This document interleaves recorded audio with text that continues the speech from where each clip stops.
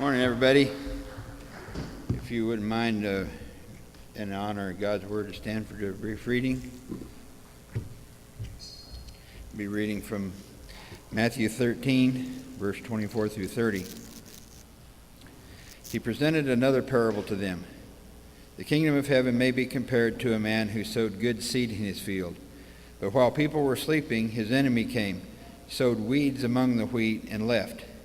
When the plant sprouted and produced grain, then the weeds also appeared. The landowner's slaves came to him and said, "Master, didn't you sow good seed in your field? Then where did the weeds come from?"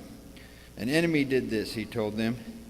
Do you want us to go and gather them up?" the slaves asked him. "No," he said. "When you gather up the weeds, you might also uproot the wheat with them. Let both grow together until the harvest. At harvest time, I'll tell the reapers, gather the weeds first and tie them into bundles to burn them, but store the wheat in my barn." Thank you. You may be seated.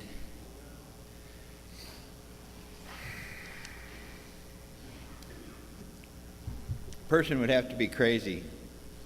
If you just look around in this world, read the news or everything, and come to the conclusion that an almighty and loving God created all this.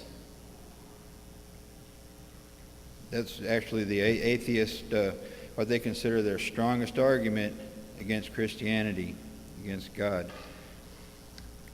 This guy, H.J. McCloskey, wrote on being an atheist, an article in 1968. He wrote, "All we know of God is through his alleged works, and his alleged works are such that we cannot conclude from them that he is all perfect. To have faith in his existence and perfection in the face of the existence of evil is to be irrational and foolish. It is because evil exists that we believe God does not exist.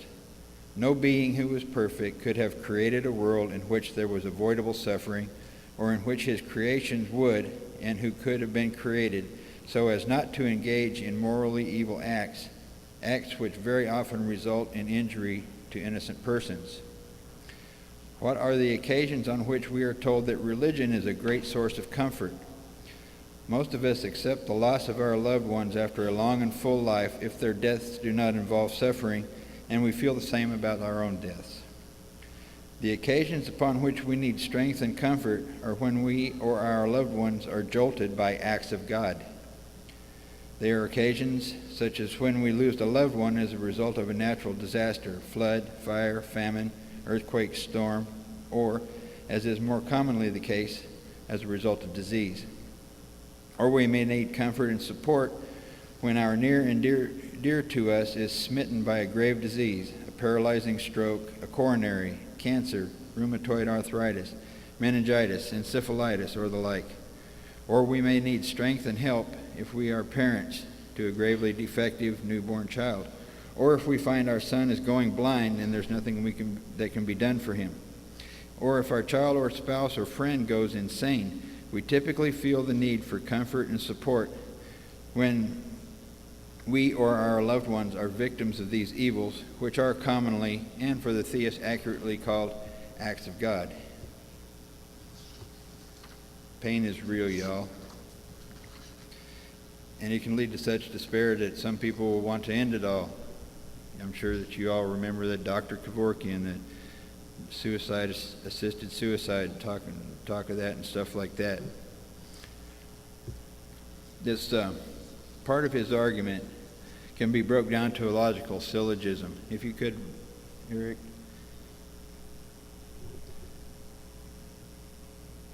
Okay, that no being who is perfect could have created a world in which there was unavoidable suffering, or in which his creatures would engage in morally evil acts which are very often result of injury to innocent persons.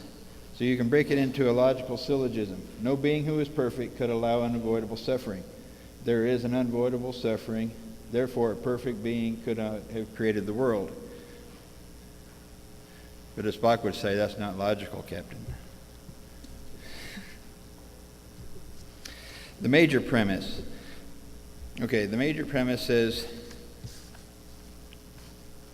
no being who is perfect could have created a world in which there is unavoidable suffering. It says a soldier throws throws himself on a hand grenade to keep his fellows from getting blown up. There's a greater good that far outweighed the evil that was done to this man, that this man gave his life to save his fellows. So his fellows could go home, perhaps to their families, and have kids and stuff like that. Would McCloskey have wanted the soldier to run away rather than throw himself on the grenade? Surely God would have preferred that evil, never existed. But since it's here, God is making the best of it.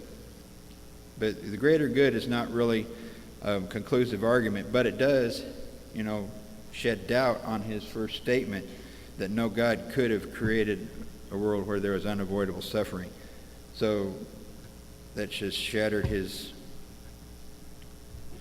argument. The minor premise, the minor premise is that since God, that there is unavoidable suffering, but is the suffering unavoidable? Since there's evil in this world, bad things are going to happen. Let's say, for instance, that Cain and Abel, the first murder, when Cain picked up that stick or whatever he killed Abel with, if it had turned into a bunch of flowers or something just before he hit Abel, okay? God stepped in to prevent the evil. And our voice boxes, if we attempted to lie, would stop working. If God did everything to prevent every evil from going on, we would have no free will. There would be no free will, because eventually our brains would cease to function because even our thoughts are faulty. You can't have free will and not have free will. McCloskey also suggested that God would make people which tended away from evil. But you can't have it both ways, and we'll get back to that later. So why does God allow this to happen? McCloskey asked, is free will so valuable as to justify all the evil caused by men's immoral acts? Well, why do people, even himself, probably choose to have children? This is an imperfect world. This is a bad place to bring children. Back in the 60s, it was a big fad not to bring children into this evil world and stuff like that. But I guess he would have to put himself into God's shoes to answer his own question. Which one of us would prefer that our children would not be born? Which one of us would prefer that our grandchildren would not be born? Is God any different? You think God would prefer to have none of us born rather than to face an evil world? There's not going to be any giving and taking in marriage. Jesus said in Mark 12:18 through 27. Some Sadducees who say there is no resurrection came to him and questioned him. Teacher, Moses wrote for us that if a brother dies and leaves his wife behind and leaves no child, his brother should take the wife and produce offspring for the brother. There were 7 brothers. The first took a wife, and dying left no offspring. The second also took her, and he died, leaving no offspring. And the third likewise. The 7 also left no offspring. Last of all, the woman died too. In the resurrection, when they rise, whose wife will she be, since the 7 had married her? Jesus told them, Are you not deceived because you don't know the Scriptures or the power of God?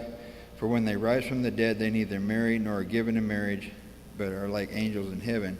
So if God would have just wrapped up all this whole world as soon as Adam and Eve sinned, none of us would have been born. McCloskey told this story about this guy. Not McCloskey. William Lane Craig was arguing against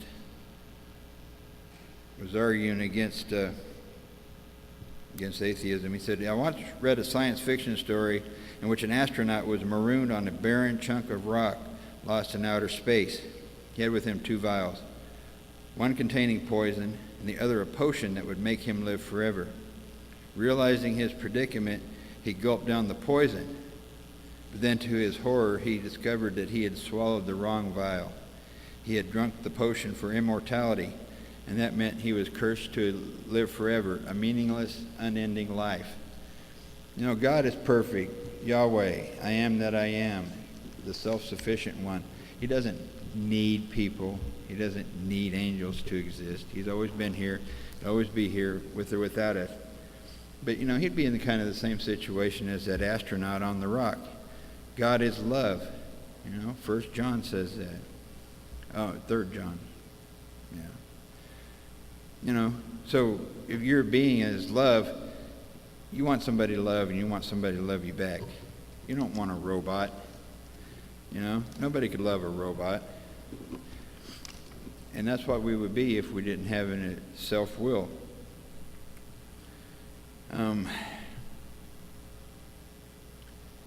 Okay. And then, All right, Evans and Manis also argue against the atheists. They says, it seems highly doubtful that finite human beings without imperfect selective understanding of the world could justifiably claim to know that any evil is genuinely pointless. Who are we to tell God to question God's judgments? You know what I mean? Troubles gave Job an expanded view of life. Here's Job 38. I got this in my other Bible. I like this NIV. It's a little more poetic for this one. Y'all remember the story of Job. Job was a righteous man. He was an upstanding man. He prayed for his kids all the time. And then all these terrors started happening to him. And he started questioning God, why did this happen? And the Lord spoke. Then the Lord answered Job out of the storm. He says, "Who is this that darkens my counsel with words without knowledge? Brace yourself like a man. I will question you, and you will answer me. Where were you when I laid the earth's foundation? Tell me if you understand. Who marked off its dimensions? Surely you know. Who stretched a measuring line across it? On what were its footings set? Or who laid its cornerstone?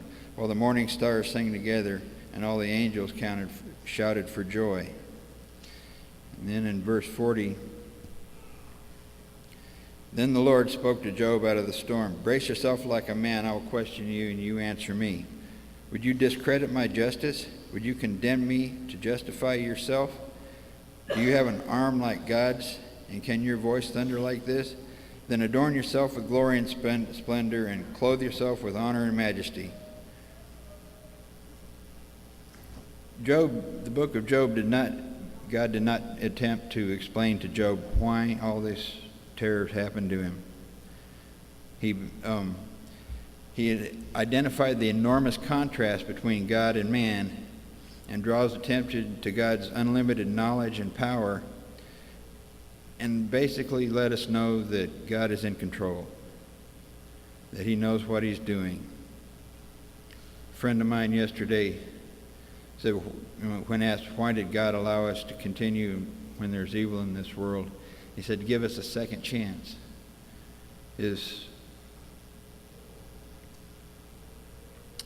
God doesn't owe us a thing. He doesn't owe us salvation. Adam and Eve sinned. They had a choice. They were given a choice. Eat from the tree of the knowledge of good and evil. Yes, Eve was deceived, but Adam willfully sinned. God could have just thrown the whole thing away, but he didn't. He doesn't owe us a thing. It was deliberate, willful sin. Sometimes since evil is here anyway, evil actually can be used for good, like Paul's thorn in the flesh. He was given that thorn in the flesh to keep himself from getting prideful. It was a messenger of Satan sent to buffet him. What if there was no evil in the first place? McCloskey asks, might not have God have very easily so arranged the world and biased men to virtue that men may always freely choose what is right? But two opposites can't be true at the same time. You can't have free will and not free will at the same time. Not even God can do two opposites at the same time.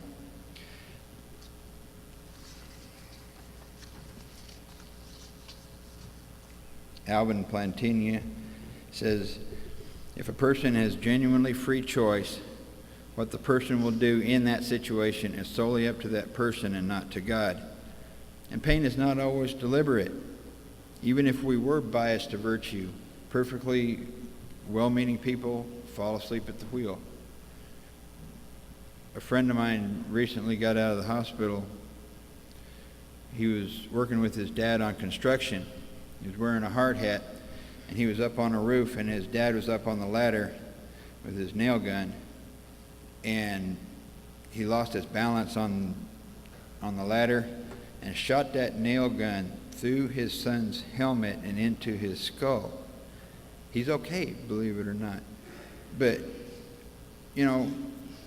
bad things, evil things happen even to perfectly well-meaning people. You know that his dad did not intentionally shoot him in the head with that nail gun. Bad things happen anyway, even to perfectly good intentioned theories. So McCloskey basically, he has no argument. He says atheism comforting. He was talking about this little girl that had meningitis. And then he says, consider, if you suffered a stroke which deprived you of all power of movement and even of speech while leaving your mind unaffected, would and ought you to gain comfort and strength from the thought that your condition was a deliberate, foreseen result of God's will? I myself should be utterly dispirited by the thought, and if I saw it as my duty to respect God's wishes, I would decline medical aid insofar as my condition allowed me to do so, as being something with which to frustrate God's will. Allusion to an immortal existence would not help here, as a God who so arranges things in this world can hardly be counted on to arrange things better in the next. And many theists, in that case, a theist is somebody who believes in God. Many theists, in any case, offer us reasons for believing that for most of us things will be much worse in the next life. The suggestion that God is all good but imperfect, that he does not deliberately bring about these evils, that he is doing his best and cannot prevent them, is scarcely more comforting than the view that he deliberately arranges things so that these evil effects occur as part of his divine plan. Clearly in the example cited above, whether one be the father of the victim, he's talking about the girl with the meningitis, or the victim himself, one must feel much happier in the knowledge that there is no God, that God had nothing to do with the blow one had suffered, and instead of cold comfort in religious belief, the atheist in such situation would seek and receive strength and comfort where it is available, from those able to give it, his friend and men of good will. If I were the father of the afflicted daughter, as an atheist, I should exert myself rationally, seeking for her the best help mankind could provide, instead of piously telling her to seek comfort from God, who brought about her unhappy condition. And we had talked, if y'all was here, it's been a couple months now, I guess. The last time that I spoke, we talked about Satan, that Satan is real.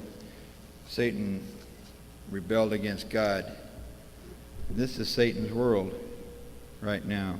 Jesus has won. When he stepped out of that grave, he beat the devil. The devil's life was over. But through God's grace, he allows this to continue until when in his good time, he decides it's come to an end. So blaming God for people's conditions is blaming the wrong God. Yeah, Satan is the God of this world, but he's not the almighty creator. And, it says in Genesis, God saw that it was good. The world was created perfect. It was man's self-will and rebellion at the behest of Satan that caused all of this in the first place. Paul was shipwrecked, left stoned, left for dead. I'll just read this. 2 Corinthians 11, 22 through 28. Are they Hebrews? So am I. Are they Israelites? So am I. Are they the seed of Abraham? So am I. Are they the servants of Christ? I'm talking like a madman. I'm a better one, with far more labors, many more imprisonments, far worse beatings, near death many times. 5 times I received from the Jews 40 lashes minus 1. 3 times I was beaten with rods. Once I was stoned. 3 times I was shipwrecked. I have spent a night and a day in the depths of the sea.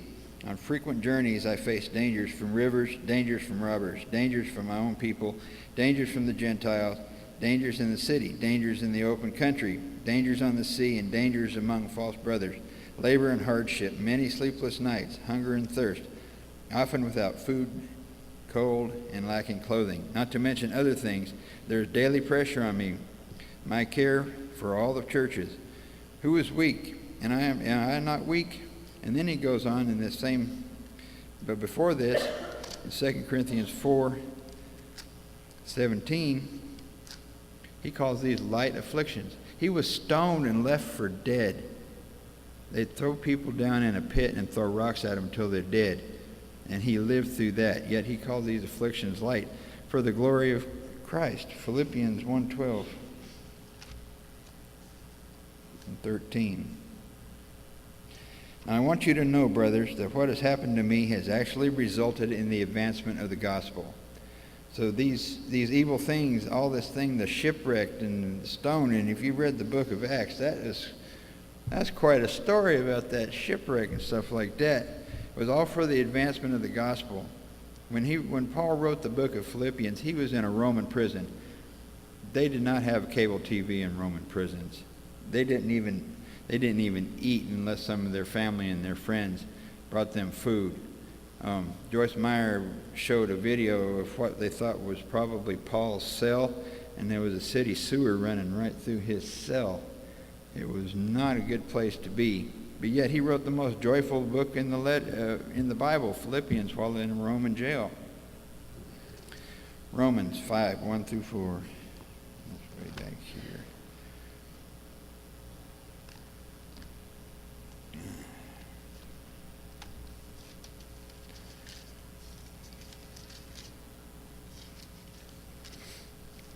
Therefore, since we have been declared righteous by faith, we have peace with God through our Lord Jesus Christ. Also through him we have obtained access by faith into this grace in which we stand, and we rejoice in the hope of the glory of God. And not only that, but we also rejoice in our afflictions, because we know that afflictions produce endurance. Endurance produces proven character, and proven character produces hope. So yet there can be, actually good can come out of evil.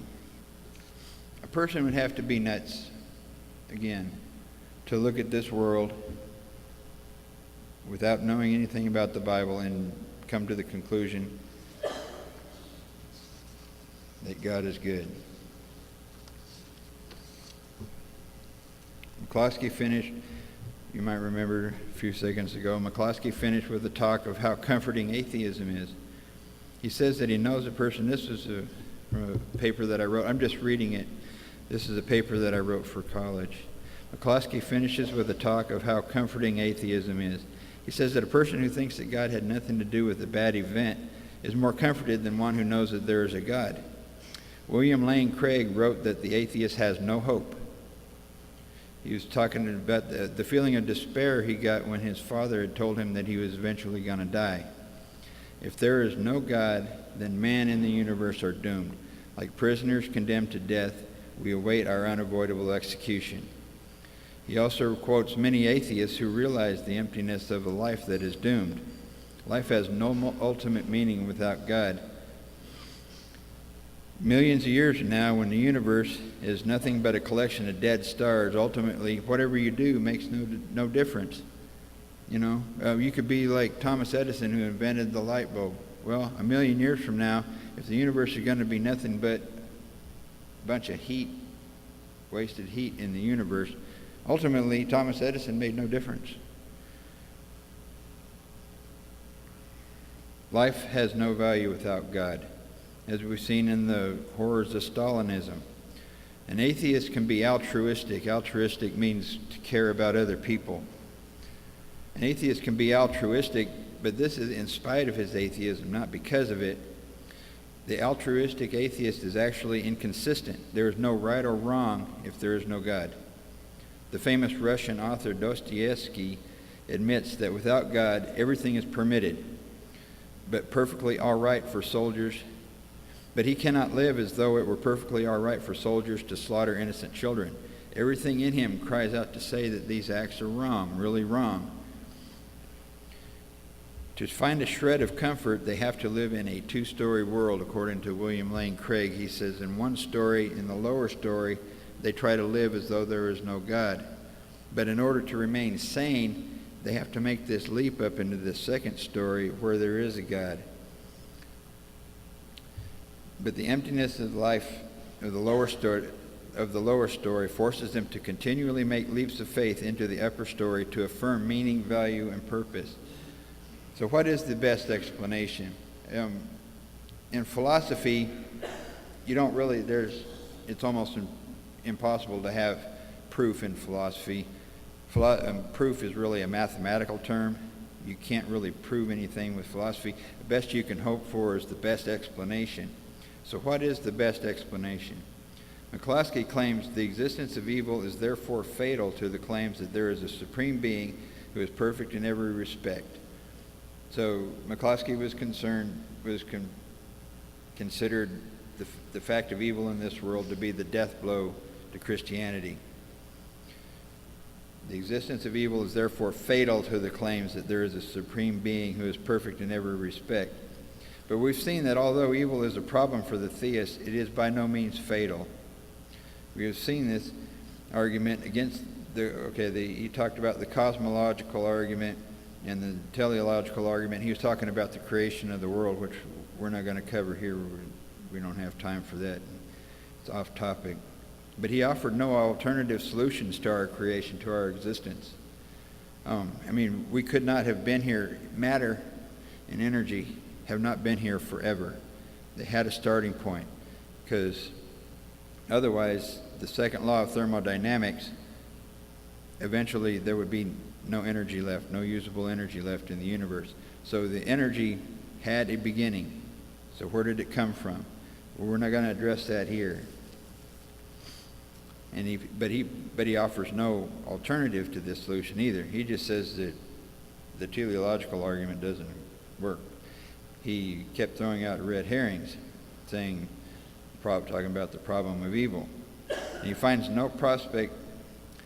And if he finds no prospect of the universe and all mankind eventually dying a thermodynamic death more comforting than an almighty God, then that is a subjective preference. It is not an argument against the existence of God. His only real argument was against evil, and he did nothing to substantially promote atheism. Theism is still the best explanation for this life. God is love. Yeah, he didn't want evil.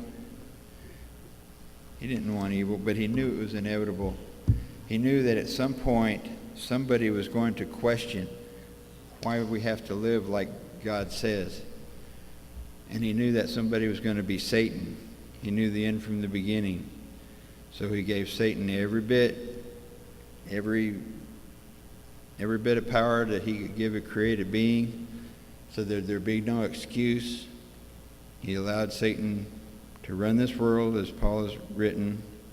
And by the way, if you all have any questions about where I'm getting this, I'll find it for you in the Bible, or I will physically come up here and recant, because I'm not making all this stuff up. But Satan is God of this world for now.